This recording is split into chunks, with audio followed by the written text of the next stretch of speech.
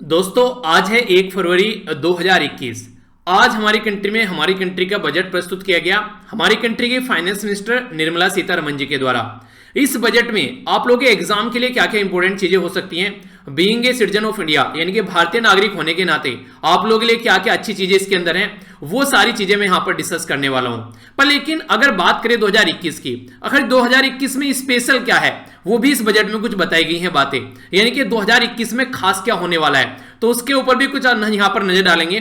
पूरे बजट का मैं आप लोगों को एक ओवरव्यू देने वाला हूं। आखिर हमारे संविधान में कहां पर मेंशन है बजट के बारे में, उसके ऊपर भी हम लोग नजर डालेंगे। और सबसे इंपॉर्टेंट बात यह है कि पूरे बजट के अंदर जो भी ओवरव्यू है, जो भी इंपॉर्टेंट पॉइंट है, एक भी आप लोगों का नहीं बचने वाला है अगर ये वीडियो आप लोग एंड तक देखोगे। तो अच्छे से एंजॉय करते हुए आप लोगों को ये वीडियो देखनी है, बिल्कुल उस तरीके से जैसे मूवी देखने बैठे हो। मूवी देखते टाइम माइंड पर प्रेशर नहीं होता है, अच्छे से आप लोग चीजों को एंजॉय करते हो, तो उसी तरीके से इसको एंजॉय करना है। क्योंकि हमारी कंट्री के आने वाले एक साल में कहां कहां पर क्या क्या खर्चा होने वाला है उसके बारे में आप लोगों को यहां पर चीजें देखने को मिलेगी। और इंटरेस्टिंग बात जो मुझे अब की बार लगी वो है यहाँ पर डिफेंस के बारे में। अब की बार डिफेंस को पूरा धांसू बजट दिया है। इसका मतलब यह है कि चाइना और पाकिस्तान की आंखें अब की बार खुलने वाली है, तो बहुत लार्ज स्केल पर जो बजट एलोकेशन यहां पर डिफेंस को दिया गया है, तो ये भी काफी इंपॉर्टेंट है। तो जानेंगे कहां कहां से पैसा कितना कितना है, किधर को कितना गया, सारी चीजें काफी डिटेल में, काफी प्यारा लेक्चर रहने वाला है। अच्छे से एंजॉय कीजिएगा क्योंकि ये पूरी साल के अंदर जो भी आप लोगों के एग्जाम अब आगे आएंगे उनमें आप लोगों को ये फायदा पहुंचाने वाला है। तो सबसे पहले मैं यहां पर स्टार्ट करूंगा यही इंटरेस्टिंग चीजों के साथ में जो बजट में मेंशन है। इसमें बात की गई कि 2021 जो है ना वो हमारे लिए क्यों अच्छा रहने वाला है, क्या क्या चीजें यहां पर होने वाली है। तो कई सारी प्यारी प्यारी बातें यहां पर बताई गई है। जैसे कि सबसे पहले तो ये बोला गया कि ये हमारी आजादी का 75वां सालगिरह आप लोगों को देखने को मिलेगा। ये हमारी कंट्री में इसको सेलिब्रेट करने की स्टार्टिंग की जाएगी, यानी कि 75वां जो ईयर है ये अब की बार से स्टार्ट करेंगे। और 2022 में आप लोगों को पता है रीजन क्या है यहां पर इसको 2021 में क्यों बोला जा रहा है। आप तो बोल रहे हैं 2022 में आएगा, ये रीजन इसका यह है, आप लोगों को पता है कि जो फाइनेंशियल ईयर होता है वो स्टार्ट होता है कब से, 1 अप्रैल से। तो 1 अप्रैल से 31 मार्च तक ये चलता है जो फाइनेंशियल ईयर होता है। तो यहां पर जो बात बोली गई है 75वां जो ईयर है हमारी आजादी का, तो ये भी आप लोगों का सेलिब्रेशन देखने को मिलेगा। गोवा को यहां पर टोटल 60 साल पूरे हो चुके हैं, तो ये काफी इंटरेस्टिंग है। तो गोवा भी अच्छे से चीजों को सेलिब्रेट करेगा। और इसी के साथ में काफी इंपॉर्टेंट है, मैंने आप लोगों के लिए जो वीडियो बनाई थी मैंने आप लोगों को बताया भी था कि हमारी कंट्री में अगर आज के डेट में आप लोग बात करते हैं 3 ऐसी कंट्री हैं जो हमारी कंट्री में 26 जनवरी पर जिनकी आर्मी के द्वारा पार्टिसिपेट किया गया। अब की बार बांग्लादेश की आर्मी के द्वारा पार्टिसिपेट किया गया क्योंकि बांग्लादेश की आजादी के 50 साल पूरे हो चुके हैं। तो इंडो पाकिस्तान जो वॉर थी जिसमें आप लोगों को पता चला था कि बांग्लादेश हुआ है, यानी कि बांग्लादेश पैदा हुआ है, तो बांग्लादेश को सबसे पहले रिकॉग्नाइज करने वाली कंट्री थी भूटान ने सबसे पहले बोला हाँ भाई बांग्लादेश हो गया, ठीक है। फिर दूसरे नंबर पर इंडिया ने बोल दिया कि हाँ भाई बांग्लादेश हुआ है भैया। तो हमको आखिर हम तो पार्टिसिपेट कर रहे थे, हाँ थोड़ा सा लेट कर दिया अनाउंस करने में, तो भूटान बाजी मार कर ले गया, वो एक अलग बात है। आप लोगों को यह बताना है कि 2 कंट्री कौन सी हैं इसके अलावा जो हमारी कंट्री में 26 जनवरी की परेड में अपनी आर्मी के साथ पार्टिसिपेट कर चुकी हैं। तो ये क्वेश्चन है। हमारी कंट्री में अगर बात करें आजादी के बाद में 8वां जो सेंसस है ये आप लोगों को देखने को मिलेगा, जिसको हिंदी में आप लोग जनगणना बोलते हैं। यानी कि 2011 का सेंसस अभी आप लोग फॉलो करते हुए आ रहे हैं। अभी जब 2021 का सेंसस आप लोगों के सामने आ जाएगा, जनगणना जो आप लोगों के सामने आएगी, अब उसके हिसाब से सारा काम चलेगा। तो आगे एग्जाम में आप लोगों को ये 2021 वाला तैयार करना पड़ेगा। एक और इंपॉर्टेंट बात यहां पर, इंडिया जो है यहां पर जो ब्रिक, ब्राजील, रसिया, इंडिया, चाइना, साउथ अफ्रीका, इसकी प्रेसिडेंसी करने वाला है। यानी कि हमारी कंट्री में ये ब्रिक की मीटिंग अब की बार होने वाली है, तो ये काफी इंपॉर्टेंट है। चंद्रयान 3 ये मिशन हम लोग ये लॉन्च करने वाले हैं, ये भी काफी इंपॉर्टेंट है। और हरिद्वार में महाकुंभ आप लोगों को देखने को मिलेगा। तो ये कुछ इंपॉर्टेंट जो इवेंट अब की बार होने वाले हैं, तो ये बजट में मेंशन किए गए हैं हमारी कंट्री की फाइनेंस मिनिस्टर निर्मला सीतारमण जी के द्वारा। तो इंपॉर्टेंट क्वेश्चन बन सकता है, तो आप लोगों को पता भी होना चाहिए क्या क्या चीजें होने वाली हैं, तो कंफ्यूजन नहीं रहेगा, तो माइंड में क्लैरिटी रहेगी। ये है यहां पर कुछ बेसिक इंफॉर्मेशन जो कि आप लोगों से कई बार क्वेश्चन भी पूछ लिए जाते हैं। हमारी कंट्री का जो बजट है तो ये प्रस्तुत किया जाता है, जो प्रस्तुत किया गया आज 1 फरवरी को। तो ये जो 1 फरवरी को प्रस्तुत किया गया है ये कॉन्स्टिट्यूशनल ओब्लिगेशन है, यानी कि संविधान में बोला गया कि भाई साहब बजट आप लोगों को प्रस्तुत करना ही करना पड़ेगा। इवन अगर किसी की डेथ भी हो जाती है किसी इंपॉर्टेंट पर्सनैलिटी की, तो भी बजट नहीं रुकता है, क्योंकि ये संविधान में बोला गया कि ये ओब्लिगेशन है, यानी कि मर्जी नहीं है आप लोग ही काम करो या ना करो, आप लोगों को ये प्रस्तुत करना ही करना पड़ेगा। क्यों है कॉन्स्टिट्यूशनल ऑब्लिगेशन, कहां पर ये चीजें लिखी हुई हैं, तो हमारे संविधान में पार्ट 5 में जो चैप्टर 2 है उसमें आर्टिकल 112 जो है ये बात करता है, बोलता है कि एवरी ईयर जो प्रेसिडेंट ऑफ इंडिया है वो यहां पर एक तरीके से एनुअल फाइनेंशियल स्टेटमेंट के बारे में बात की जाती है। तो ये कोर्स करेगा कि पार्लियामेंट के लिए यहां पर कि एनुअल फाइनेंशियल स्टेटमेंट प्रस्तुत की जाए, जिसको कॉमनली हम लोग बजट बोलते हैं। यानी कि जो बजट शब्द आप लोग यूज करते हैं वो हमारे संविधान में मेंशन नहीं है। हमारे संविधान में क्या लिखा हुआ है? Annual financial statement. कहां पर लिखा हुआ है? आर्टिकल 112 के अंदर। तो ये एक इंपॉर्टेंट फैक्ट है जो कि याद रखना, बजट शब्द नहीं लिखा है संविधान के अंदर, ठीक है। बजट जो होता है ये काफी जो सीक्रेसी में तैयार किया जाता है, यानी कि किसी को पता नहीं होता है जब तक पब्लिक के सामने नहीं आ जाता है। ये अगले साल का डॉक्यूमेंट है जो हमारी कंट्री में जो भी खर्चा होगा। इससे पहले क्या होता है? वो होता है इकोनॉमिक सर्वे, जो मैंने आप लोगों को उसके ऊपर एक वीडियो बनाई थी, पूरा एक ओवरव्यू आप लोगों को दिया था। और बजट जो है, बजट होता है अगले साल का। क्या अगले साल हम लोग खर्च करने वाले हैं? इकोनॉमिक सर्वे होता है लास्ट ईयर का, कि हम लोगों ने अब तक खर्च किया है। तो इसलिए इसको सीक्रेट रखा जाता है। और ये नॉर्थ ब्लॉक जो है हमारी कंट्री में, ये आप लोगों को देखने को मिलेगा, जो प्रेसिडेंट्स हाउस है उसके पास में नॉर्थ ब्लॉक है। तो यहां पर ये फाइनेंस के द्वारा तैयार किया जाता है। अब तक का हमारी कंट्री का जो बजट था 2016 तक अगर बात करें, ये फरवरी का जो लास्ट वर्किंग डेज हुआ करता था, यानी कि फरवरी के एंड में बजट प्रस्तुत करते थे। पर लेकिन यहां पर ये लगा यार फरवरी के एंड में सही नहीं है। रीजन क्या है? रीजन ये फरवरी के एंड में आप लोग इसको प्रस्तुत कर रहे हैं और उसके बाद में टाइम बचता नहीं था। मार्च में आप लोग डिस्कशन वगैरह स्टार्ट करते थे और 1 अप्रैल से इंप्लीमेंट करना पड़ता था बजट, क्योंकि 1 अप्रैल से स्टार्ट होता है हमारा फाइनेंशियल ईयर। तो 1 अप्रैल से लेकर 31 मार्च तक चलता है। तो आप लोगों को पता चला 1 ही महीना बचा है हमारे पास में। पर लेकिन अब फरवरी के 1 फरवरी से इसको स्टार्ट किया जा रहा है। तो इससे क्या हो गया? आसानी से हम लोग डिबेट डिस्कशन इसके ऊपर कर सकते हैं और 1 अप्रैल से इंप्लीमेंट कर सकते हैं। तो इंप्लीमेंट करने के लिए हमारे पास में एक अच्छा खासा टाइम अब बच जाता है नया फाइनेंशियल ईयर स्टार्ट होने से पहले।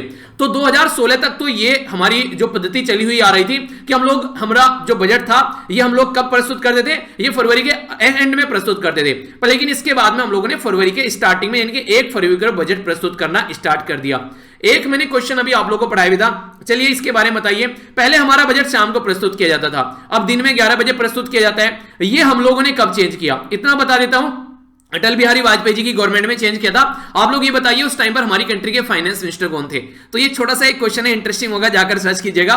ये आप लोगों को जानने को कई सारी इंटरेस्टिंग चीजें मिलेंगी। तो आइए शुभारंभ करते हैं बजट का। आप लोगों के सामने जो यहां पर अब चीजें देखने को मिलेंगी, ये टोटल आज की जो की हाईलाइट्स है यूनियन बजट की, वो सारी आप लोगों के सामने यहां पर आने वाली है। पेज देखकर मत घबराइएगा कि 19 पेज है इसके अंदर। कुछ इंपॉर्टेंट चीजें हैं जो आप लोगों को बतानी है, बाकी तो बहुत सारा डेटा है जो आप लोगों को रटना नहीं है। ये पूरी की पूरी पीडीएफ मैं आप लोगों को टेलीग्राम पर प्रोवाइड करा दूंगा, आप लोग जाकर वहां से डाउनलोड कर लेना। स्टडी लवर वीर के नाम से टेलीग्राम है, तो वहां पर इकट्ठी चीज आप लोगों को मिल जाएगी, ठीक है। तो एक एक चीजें हम लोग यहां पर इसमें देखेंगे, खास वो चीजें मैं आप लोगों को बताता हुआ चलूंगा जो कि इंपॉर्टेंट है आपकी बार के बजट में, जिससे आप लोग ये क्वेश्चन डायरेक्ट बन सकते हैं और कोई कंफ्यूजन माइंड में न रहे, तो उनका रिवीजन भी आप लोगों का होता रहेगा। देखिए इंटरेस्टिंग बात पता है क्या है, अगर आप लोग रेगुलर हिंदू न्यूज़पेपर का डिस्कशन देख रहे हैं, पीआईबी वाली वीडियो देख रहे हैं, तो आप लोगों को ये लगेगा यार बहुत सारी चीजें तो हम लोगों को पता है इस बजट के अंदर, क्योंकि बहुत सारी चीजें एक्सटेंड की गई हैं जो पहले हम लोग ऑलरेडी पढ़ चुके हैं। तो सारी चीजें घूम घूम कर वही आती रहती है। अगर रेगुलर आप लोग न्यूज़पेपर को एक पकड़ लो ना, उसको पढ़ना स्टार्ट कर दो, तो ये समझिए बहुत सारी टेंशन आप लोग की खत्म हो जाएगी। तो आइए आगे बढ़ते हैं। सबसे पहले तो ये हमारी कंट्री का first ever digital union budget है, यानी कि अब तक जो बजट था उसकी कॉपी प्रस्तुत की जाती थी, पर लेकिन ये पहला ऐसा बजट है जो डिजिटल फॉर्म में आ रहा है। इकोनॉमिक सर्वे भी अब की बार डिजिटल फॉर्म में है और बजट भी डिजिटल फॉर्म में है, कहीं भी कुछ भी प्रिंट नहीं किया गया है। रीजन क्या है? फिर से वही रीजन है, कोविड-19 जिसने सबकी खस्ता हालत कर रखी है। तो इसके चलते हमारी कंट्री का जो बजट है ये टोटल मिलाकर अब की बार डिजिटल फॉर्म में आप लोगों को देखने को मिला। जो इंपॉर्टेंट बात है वो है यहां पर ये बजट जो है ये 6 पिलर के ऊपर डिवाइडेड है, यानी कि ये 6 पिलर हैं जिसके ऊपर हमारा पूरा बजट टिका हुआ है। ये जो पिलर है अगर ये आप लोग एक बार माइंड में क्लियर हो गए तो आप लोगों को पूरा ये ओवरव्यू समझ में आ जाएगा। जो पिलर है पहला, तो सबसे पहले आप लोगों को पता है क्या होगा, ये हेल्थ और वेलबींग के बारे में, क्योंकि कोविड-19 ने सबकी खस्ता हालत कर रखी है, तो हेल्थ और वेलबींग काफी इंपॉर्टेंट यहां पर अब की बार रहने वाला है आने वाले साल के लिए भी, क्योंकि अभी हम लोग कोरोना वायरस की चपेट से बचे नहीं है। फिजिकल और जो फाइनेंशियल जो कैपिटल इंफ्रास्ट्रक्चर है ये काफी इंपॉर्टेंट रहने वाला है, क्योंकि आप लोगों को पता है फिजिकल डेफिसिट यानी कि आमदनी अठन्नी और खर्च रुपया हो रहा है, तो कमी काफी ज्यादा है लोगों का। अब की बार काफी लोगों की जॉब गई, तो इसलिए गवर्नमेंट के हाथ में भी कोई ज्यादा पैसा नहीं है, तो कहां से क्या क्या जुगाड़ पानी किया जाएगा वो सारी चीजें आप लोगों को जानने को मिलेगी। इंक्लूसिव डेवलपमेंट की बात की जा रही है फॉर एस्पायरेशनल जो इंडिया है, यानी कि एक तरीके से वो एरिया जो पिछड़ा हुआ है, जो छूट गया है हमसे, उसको साथ में लेकर आप लोगों को चलना है। आप लोगों ने सुना एस्पायरेशनल डिस्ट्रिक्ट, तो वो यहीं से निकल के आते थे जो एरिया ऐसे जो ढंग से डेवलप नहीं है, तो उनको ढंग से फोकस देकर चलने की बात यहां पर की गई ताकि सबको साथ में लेकर चला जा सके। नेक्स्ट जो पिलर है ये काफी इंपॉर्टेंट है। बात की जा रही है री इन्विग्रेटिंग ह्यूमन कैपिटल, यानी कि एक तरीके से जीवन भरना, यानी कि फिर से आशा की किरण भरना, फिर से एक जोश भरना। जो ह्यूमन कैपिटल है, ह्यूमन कैपिटल क्या होता है? जब किसी इंसान को आप लोग एक अच्छी एजुकेशन देते हैं ना, अच्छी एजुकेशन के साथ साथ में आप लोग उसको अच्छी एक हेल्थ प्रोवाइड करा दो तो वो जॉब करने लायक हो जाता है, यानी कि पैसा कमाने लगता है। तो हमारी कंट्री पैसा कमाएगा तो टैक्स भी पे करेगा, तो कंट्री की ग्रोथ में पार्टिसिपेट करेगा, तो ह्यूमन कैपिटल बन गया वो। तो इस तरीके से समझ सकते हैं। इनोवेशन और रिसर्च एंड डेवलपमेंट में भी अब की बार खर्चा करने वाले हैं। नॉर्मली आप लोगों ने देखा होगा हम लोग ज्यादा इसमें खर्चा करते नहीं थे, पर अब इसमें करना पड़ेगा, क्योंकि दूसरों के ऊपर डिपेंडेंसी आगे कब तक रखोगे? अब तो अपने पैरों पर ही चलना पड़ेगा। आप लोगों ने सुना होगा कि दूसरे का सहारा लेकर आप लोग ओनली चल सकते हैं, पर लेकिन अगर दौड़ना है तो अपने ही पैरों पर दौड़ना पड़ेगा। तो वही बातें यहां पर है। मिनिमम गवर्नेंट और जो मैक्सिमम गवर्नेंस है उसके ऊपर पहले से फोकस करें, कम से कम लोग रहें और ज्यादा से ज्यादा काम करें। तो ये भी कॉन्सेप्ट यहां पर ये फॉलो करने वाले हैं। तो काफी इंपॉर्टेंट है ये। इसमें क्या क्या बातें हैं तो एक एक पिलर हम लोग अच्छे से समझते हुए चलेंगे, ताकि आप लोगों के माइंड में कोई भी डाउट न रहे। तो सबसे पहला जो पिलर है यहां पर ये बात की जा रही है हेल्थ एंड वेलबींग के बारे में। इसमें जो पैसा यहां पर दिया जा रहा है, ये दिया जा रहा है 2,23,846 करोड़ रुपए, जो कि हेल्थ और वेलबींग के लिए दिया जा रहा है। इनकी अच्छी स्वास्थ्य रहना आप लोगों को काफी ज्यादा जरूरी है। ये इंपॉर्टेंट क्या है यहां पर? इंपॉर्टेंट ये कि 137% ये बढ़ गया है। पहले जो कितना था ये 94,000 करोड़ था, अब कितना हो गया है? 2,23,000 करोड़ ये आप लोगों को देखने को मिल रहा है। ये पूरा फोकस कहां पर रहने वाला है? एक तो प्रिवेंटिव, एक क्यूरेटिव और दूसरा है वेलबींग। प्रिवेंटिव का मतलब क्या होता है? प्रिवेंट करना। आप लोगों ने सुना होगा ना, prevention is better than cure, यानी कि बीमारी होने से पहले भाई साहब उसका सॉल्यूशन कर लो, क्यों फालतू में उसको बीमारी में आप लोग और ज्यादा बीमार हो रहे हो। ये होता है प्रिवेंट करना, यानी कि पहले ही आप लोग सुधार लो चीजों को। क्यूरेटिव, भैया आप खराब हो गई हैं चीजें तो सुधारनी पड़ेगी। और वेलबींग, कैसे चीजों को अच्छा और रखा जा सकता है, इसके ऊपर फोकस देकर चला जाएगा। इसके चलते जो वैक्सीन है यहां पर कोविड-19 की, उसके लिए जो पैसा दिया गया यहां पर ये 35,000 करोड़ के करीब, आप उस 35,000 करोड़ यहां पर इसके लिए दिए जा रहे हैं, ताकि कोविड-19 की जो वैक्सीन है इसके ऊपर हम लोग फोकस देकर चल सके। तो काफी इंपॉर्टेंट है ये, खासकर कोविड-19 के लिए जो पैसा दिया जा रहा है ये इंपॉर्टेंट है, ये डेटा याद रखिएगा आप लोग। ये दवाई का नाम मेंशन कर दिया गया यहां पर न्यूमोकोकल वैक्सीन। तो आप लोगों से क्वेश्चन बन सकता है, निमोनिया की बीमारी की दवाई है ये, और इंटरेस्टिंग चीज क्या है, हमारी कंट्री में बनाई गई है, तो मेड इन इंडिया है, मेड इन चाइना नहीं है। तो यहां पर जो न्यूमोकोकल वैक्सीन है ये निमोनिया की बीमारी के लिए हमारी कंट्री में बनाई गई है, और ये अभी कई राज्यों में दी जा रही है। आगे आने वाले टाइम में बोला जा रहा है एनुअली 50,000 बच्चों को ये दवाई दी जाएगी, ताकि जो बच्चों की जो चाइल्ड डेथ होती है, सॉरी 50,000 जो चाइल्ड डेथ होती है बच्चों की इस निमोनिया की बीमारी की वजह से, उसको रोका जा सके। इनके बच्चों को दी जाएगी। जो 50,000 के करीब जो डेथ हो रही है वो इस बीमारी से हो रही है, तो ये बीमारी का इलाज यहां पर ये दवाई करेगी। तो एक अच्छा तरीका आप लोग बोल सकते हैं, अपनी ही कंट्री में बनाई गई दवाई हम लोग यूज करेंगे, तो ये एक काफी इंपॉर्टेंट आप लोग यहां पर बोल सकते हैं। नेक्स्ट जो बात की जा रही है इसी के अंदर, ये बात की जा रही है हेल्थ के बारे में। हेल्थ में बोला गया प्रधानमंत्री, जो आप लोगों ने सुना ना, प्रधानमंत्री आत्मनिर्भर जो स्वास्थ्य भारत जो योजना है, तो उसके चलते आने वाले 6 साल में लगभग यहां पर ये 64,180 करोड़ रुपए इसमें खर्च किए जाएंगे। और ये जो नेशनल हेल्थ मिशन है उसके साथ में मिलकर यहां पर काम किया जाना है। हमारी कंट्री में कई सारे ऐसे काम किए जा रहे हैं जिसके चलते हम लोग चीजों को सुधार सकें। तो इसी में से देख सकते हैं आप लोग, national institute for one health की बात की जा रही है, जो कि खासकर रूरल और अर्बन दोनों में यहां पर वेलबींग सेंटर खोले जा रहे हैं, जो काफी इंपॉर्टेंट है। क्योंकि देखिए हमारी कंट्री में पता है क्या प्रॉब्लम रहती है, हमारी कंट्री में जो डॉक्टर हैं खासकर गांव में जाना पसंद नहीं करते हैं ज्यादा, तो उन चीजों को भी सुधारा जाएगा। 4 रीजनल नेशनल इंस्टीट्यूट फॉर जो वायरोलॉजी है उनको यहां पर ओपन किया जाएगा। 15 हेल्थ इमरजेंसी ऑपरेशन सेंटर खोले जाएंगे। 2 मोबाइल हॉस्पिटल खोले जाएंगे, जिनको कहीं पर भी किसी भी तरीके से चीजों को लेकर जाया जा सके। इंटीग्रेटेड पब्लिक हेल्थ लैब्स, ये रटनी है आप लोगों को। ये अगर आत्मनिर्भर जो भारत जो योजना है उसके बारे में कुछ लिखने के लिए आता है तो आप लोग यहां पर इनको यूज कर सकते हैं आंसर राइटिंग के लिए भी, तो इसलिए ये आप लोगों को बताई जा रही है। ठीक है, तो ये लगभग आप लोगों को देखने को मिलेगा 11 स्टेट के अंदर। क्रिटिकल केयर हॉस्पिटल ब्लॉक खोले जाएंगे, लगभग 602 जो डिस्ट्रिक्ट हैं, और 12 सेंट्रल इंस्टीट्यूशन आप लोगों को देखने को मिलेंगे। National centre for disease control, बीमारी को कंट्रोल करने के लिए सेंटर आप लोगों को देखने को मिलेंगे। 5 रीजनल ब्रांचेस और 20 जो मेट्रोपॉलिटन जो हेल्थ सर्विलेंस यूनिट बनाई जाएंगी। इंटीग्रेटेड हेल्थ जो इंफॉर्मेशन पोर्टल है वो आप लोगों को देखने को मिलेगा ऑल यूनियन एंड स्टेट में, ताकि सिचुएशन को कंट्रोल किया जा सके। 17 न्यू पब्लिक हेल्थ जो यूनिट है वो आप लोगों को नई अभी यहां पर निकलती हुई नजर आएंगी। और जो इंपॉर्टेंट है जो आप लोगों को याद रखना है ये है ये रीजनल रिसर्च प्लेटफॉर्म, ये जो वर्ल्ड हेल्थ ऑर्गेनाइजेशन है उसके चलते यहां पर आप लोगों को देखने को मिलेगा साउथ ईस्ट एशिया रीजन के लिए। और 9 बायोसेफ्टी लेवल जो थर्ड लेबोरेटरी आप लोगों को देखने को मिलेगी। तो इंपॉर्टेंट क्या है यहां पर, एक तो ये वाला हो गया जो इंपॉर्टेंट है, जो खासकर WHO के साथ में आप लोग यहां पर बोल सकते हैं, जो कि आप लोगों से क्वेश्चन की फॉर्म में पूछा जा सकता है, ठीक है। और इसी के साथ में जो ऊपर बोला गया यहां पर ये कि कितना पैसा यहां पर कब तक के लिए खर्च करने वाले हैं आत्मनिर्भर के लिए। तो ज्यादा चीजें नहीं रटनी है, छोटी छोटी चीजें हैं। अगर इसके बारे में ही कुछ लिखने के लिए आता है तो आप लोग यहां से एक अच्छा खासा पॉइंट यहां से लिख पाएंगे, तो उसमें कोई कंफ्यूजन नहीं होना चाहिए, ठीक है। तो इस तरीके से आप लोग समझिए। नेक्स्ट जो इंपॉर्टेंट पॉइंट यहां पर आप लोगों के सामने है, ये न्यूट्रिशन के बारे में। आप लोगों को पता है, मैंने अभी डिस्कस भी किया था आप लोगों से पोषण माह के बारे में, पोषण वीक के बारे में, तो ये सारे रिवीजन हो रहे हैं आप लोगों के, ठीक है। तो न्यूट्रिशन के बारे में बात करें तो मिशन पोषण, ये 2 इसका जो सेकंड पोर्शन है वो अभी आप लोगों को देखने को मिलेगा। और जो 112 एस्पायरेशनल डिस्ट्रिक्ट है वहां पर आप लोगों को ये चीजें इंप्लीमेंट होती नजर आएगी। ये काफी इंपॉर्टेंट है, जो कि आप लोगों से कई बार क्वेश्चन भी पूछ लिए जाते हैं। अच्छा आप लोग क्वेश्चन बताइए, चलिए आप लोगों ने शायद रिवीजन भी किया होगा, मैंने आप लोगों से अभी यहां पर जो माह के बारे में बात की थी, तो ये माह के बारे में आप लोग बताइए ये कब सेलिब्रेट किया जाता है, ठीक है। पोषण माह कब सेलिब्रेट किया जाता है, क्वेश्चन ये है, तो इस क्वेश्चन का आंसर आप लोगों को देना है, ठीक है। इसी के साथ में जो नेक्स्ट इंपॉर्टेंट पॉइंट है यहां पर, ये बात की जा रही है universal coverage of water supply.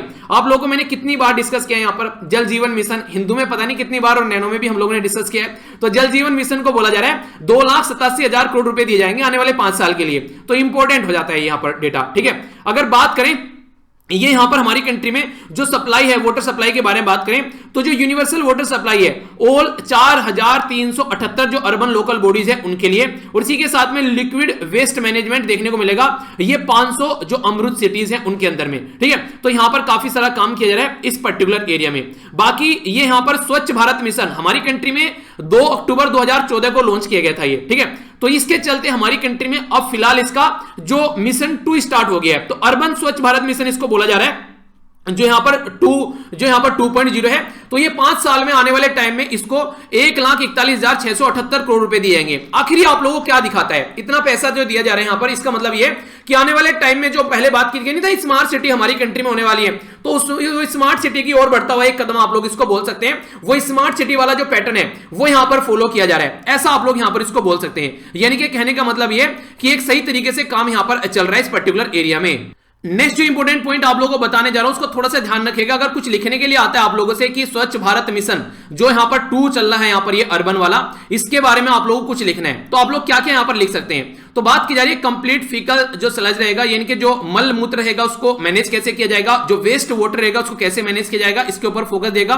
दूसरा सेग्रीगेट करेगा जो भी गार्बेज है, यानी कि जो पॉलिथीन वगैरह है उसको अलग रहेगा आप लोगों का, जो वैसी प्लास्टिक वगैरह है, और जो जैसे सब्जी के छिलके, जो आप लोगों के फलों के छिलके, ये सारी चीजें जो है इनको अलग किया जाएगा। तो ये काफी इंपॉर्टेंट है। आप लोगों को याद होगा मैंने फेसबुक पर एक वीडियो शेयर की थी कि जो गाय हैं अगर उनको हम लोग ये सारी चीजें खिला देते हैं, जो ये सब्जी के छिलके ये वाला कचरा होता है, तो वो एक अच्छी खाद एक आप लोगों को देगी। वो जो खाद है वो इतनी अच्छी होती है कि हम लोग उसको आसानी से यूज कर सकते हैं खेतों में डायरेक्ट। हम लोग को जो यूरिया वगैरह वो सब चीजें जो यूज की जाती है उनसे हम लोग बच सकते हैं, यानी कि एक तरीके से जो केमिकल जो होता है बेसिकली उनसे हम लोग अपनी फसल को बचा सकते हैं, जिसकी वजह से काफी सारी बीमारी झेलनी पड़ रही है। इसी के बाद में बात की जा रही है रिड्यूस करने के लिए single use plastic. Single use plastic, नारियल पानी पीने जा रहे हैं आप लोगों को प्लास्टिक का स्ट्रॉ दिया जाता है, तो प्लास्टिक का स्ट्रॉ सिंगल यूज प्लास्टिक हो गया, यूज एंड थ्रो जिसको बोलते हैं। सिंगल पेन लेकर आते हैं यूज एंड थ्रो वाला, वो आप लोग यूज करते हैं और फेंक देते हैं। इस तरीके से आप लोग समझ सकते हैं। कहीं आप लोग कुछ खाने जाते हैं, प्लास्टिक की चम्मच आप लोगों को मिलती है, यूज एंड थ्रो वाली आप लोगों को मिलती है, तो ये सिंगल यूज प्लास्टिक है।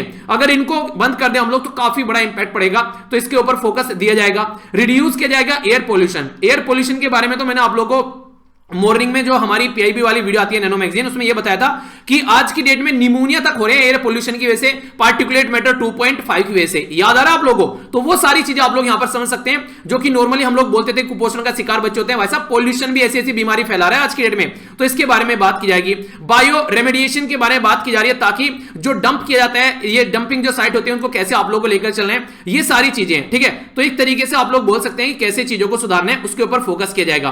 तो सिटीज को अच्छा करने की बात की जा रही है। नेक्स्ट एयर पोल्यूशन को भी यहां पर क्लियर करने की बात की जा रही है, और 40 जो अर्बन सेंटर है उनको यहां पर खासकर जिसमें मिलियन प्लस यानी कि 10 लाख से ज्यादा जिनके अंदर पॉपुलेशन है, 1 मिलियन का मतलब 10 लाख, ठीक है। जैसे एसएलवी फैमिली पर अभी यहां पर मेंबर जो है हम 1 मिलियन हो जाएंगे जल्दी, तो जिस तरीके से इस तरीके से आप लोग देख सकते हैं, फिलहाल ये लगभग 8 लाख के करीब है, तो इस तरीके से 1 मिलियन का मतलब 10 लाख, ठीक है। इसी के साथ में बात करें इसको कितना दिया गया है, इसको 2217 करोड़ पैकेज इसको दिया गया है, तो ये काफी इंपॉर्टेंट है यहां पर। नेक्स्ट ये काफी इंटरेस्टिंग लगा मुझे पर्सनली, अगर आप लोग देखेगा इसके बारे में भी मैंने आप लोगों को पढ़ाया था। स्क्रैपिंग पॉलिसी के बारे में बात की जा रही है। अगर आप लोग खुद के पर्सनल व्हीकल आप लोग यूज कर रहे हैं या फिर कमर्शियल व्हीकल आप लोग यूज कर रहे हैं, तो उनको जो पुराने हो चुके हैं उनको फेज आउट किया जाएगा, इनके उनको उठाकर बाहर फेंका जाएगा, ताकि आने वाले टाइम में ऐसे व्हीकल रहे जो ज्यादा पोल्यूशन न फैलाएं। ये भी एक बहुत बड़ा रीजन है, क्योंकि वेहिकुलर जो पोल्यूशन रहता है, यानी कि जो आप लोग यूज करते हैं ना, ये सारी चीजें, इनसे पोल्यूशन फैलता है, काफी खतरनाक होता है ये। तो बोला गया कि आफ्टर 20 ईयर जो पर्सनल व्हीकल है तो फिटनेस टेस्ट उसका होगा, इसी के साथ में 15 ईयर बाद में कमर्शियल जो व्हीकल है, तो इसके ऊपर यहां पर अभी तलवार लटकने वाली है, इसके ऊपर काफी फोकस हमारी कंट्री में दिया जा रहा है। ठीक है, तो ये काफी इंपॉर्टेंट है, जो कि आप लोगों से डायरेक्ट क्वेश्चन कई बार पूछ ले जाते हैं, तो इसके बारे में आइडिया रखेगा। नेक्स्ट आप लोगों ने सुना, कब से सुनते हुए आप लोग आ रहे हैं, आत्मनिर्भर भारत अभियान, तो उसी के चलते यहां पर हमारी कंट्री में काफी सारा फोकस किया जा रहा है। तो उसी फोकस में से एक फोकस ही आप लोगों के सामने है, जो यहां पर ये फिजिकल और फाइनेंशियल कैपिटल इंफ्रास्ट्रक्चर के बारे में बात की जा रही है। यानी कि जो मैंने अभी आप लोगों को बताया था ना कि यहां पर जो पिलर आप लोगों के सामने आने वाले हैं, तो ये पिलर नंबर 2 पर हम लोग आ गए हैं। ठीक है, तो यानी कि अभी हम लोगों ने पूरा एक पिलर जो है वो अपना कवर कर लिया है, हेल्थ एंड वेलबींग का। अभी हम लोग दूसरे पिलर पर आ गए, जिसको बोलते हैं physical, financial, capital and infrastructure. इसके अंदर क्या क्या इंपॉर्टेंट है, अब इसके ऊपर हम लोग नजर डालते हैं। टोटल 6 पिलर बताया ना मैंने आपको, तो कंफ्यूज मत होना। अगर बात करें यहां पर, ये बात की जा रही है प्रोडक्शन लिंक इंसेंटिव स्कीम के बारे में, शॉर्ट फॉर्म में PLI बोलते हैं। तो PLI का मतलब क्या है, अगर प्रोडक्शन के साथ में कुछ इंसेंटिव आप लोग दे दें, यानी कि अगर मैं आप लोगों को बोलूं कि जो भी क्वेश्चन के आंसर नीचे देगा उसको मैं जो हर्ट का जो लाइक होता है वो आप लोगों को दूंगा। ठीक है, जो ढंग से आंसर देगा, तो एक तरीके से आप लोगों के लिए थोड़ा सा एक सपोर्ट हो गया, कुछ ना कुछ मिल रहा है, इस तरीके से फीलिंग जो आती है। ठीक है, वो वाली जो चीज होती है, तो इंसेंटिव कुछ ना कुछ सपोर्ट मिल रहा है। तो ये यहां पर हमारी कंट्री में जो मैन्युफैक्चरिंग है उसको बढ़ाने के लिए और ग्लोबल जो आज के में चैंपियन बनाने के लिए अपनी कंट्री में, उसके ऊपर फोकस किया जा रहा है, ताकि आत्मनिर्भर भारत हमारा इंप्लीमेंट किया जा सके। तो क्या फायदा होगा, देखिए भाई साहब, हमारी ही कंट्री में जॉब क्रिएट होंगी लार्ज स्केल पर, हमारी ही कंट्री में जो टेक्नोलॉजी वगैरह आएगी लार्ज स्केल पर, हम दूसरों को अपना प्रोडक्ट बेच पाएंगे लार्ज स्केल पर। तो 1.97 लाख करोड़ रुपए दिए जा रहे हैं इसको 5 साल के लिए। तो प्रोडक्ट जो इंसेंटिव जो स्कीम है यहां पर, ये 13 जो सेक्टर है उनको यहां पर प्रोवाइड कराई जाएंगी, और जो कि काफी इंपॉर्टेंट सेक्टर आप लोग यहां पर बोल सकते हैं। ठीक है, तो ये तो हो गया यहां पर PLI के बारे में। अगर फिजिकल और फाइनेंशियल कैपिटल इंफ्रास्ट्रक्चर के अंदर अगर बात करें आगे यहां पर टेक्सटाइल में ये काफी इंटरेस्टिंग है, इसको थोड़ा सा याद रखिएगा आप लोग। मेगा इन्वेस्टमेंट टेक्सटाइल पार्क बनाने की बात की जा रही है। ये यहां पर क्या होगा, पूरा काम टेक्सटाइल से रिलेटेड चलेगा, और 7 टेक्सटाइल पार्क आने वाले 3 साल में बनाए जाएंगे, ताकि ग्लोबल लेवल पर कंपटीशन कर सके।